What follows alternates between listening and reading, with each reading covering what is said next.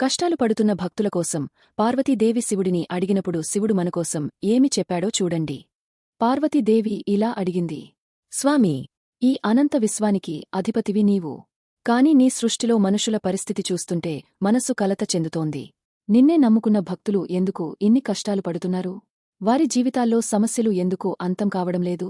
వారిని పరీక్షించడం వల్ల నీకు వచ్చే ఆనందం ఏమిటి ప్రభూ? శివుడు పార్వతీదేవితో ఎలా అన్నాడు. దేవి, నీవు చూస్తున్నది కేవలం వారి కష్టాన్ని మాత్రమే. కాని నేను వారిని ఒక పరిపూర్ణమైన వ్యక్తిగా మారుస్తున్నాను.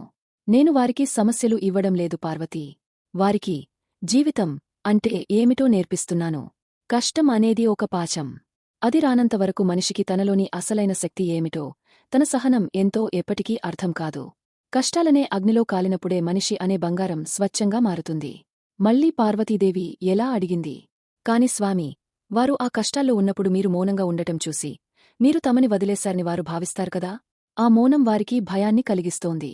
అప్పుడు శివుడు పార్వతీదేవితో, దేవి, గురువు పాఠ్యం చెప్పేటప్పుడు మాట్లాడుతాడు, కాని పరీక్ష పెట్టేటప్పుడు మౌనంగానే ఉంటాడు. నా మౌనం వారిని వదిలేయడం కాదు, వారు తమ అంతరాత్మను తాము వెతుక్కునే సమయాన్ని ఇవ్వడం. చిమ్మచీకటిలో ఉన్నప్పుడే కదా మనిషి దీపం కోసం వెతికేది. అలాగే కష్టాల్లో ఉన్నప్పుడే మనిషికి జ్ఞానోదయం కలుగుతుంది. నేను వారికి సమస్యలు ఇవ్వడం లేదు, వారిని వారు గెలుచుకునే ఒక అద్భుతమైన అవకాశం ఇస్తున్నాను. గుర్తుంచుకో పార్వతీ, ఏ భక్తుడు ఒంటరివాడు కాదు. వాడు పడిపోయినప్పుడు లేవడానికి ఇచ్చే ధైర్యం నేను.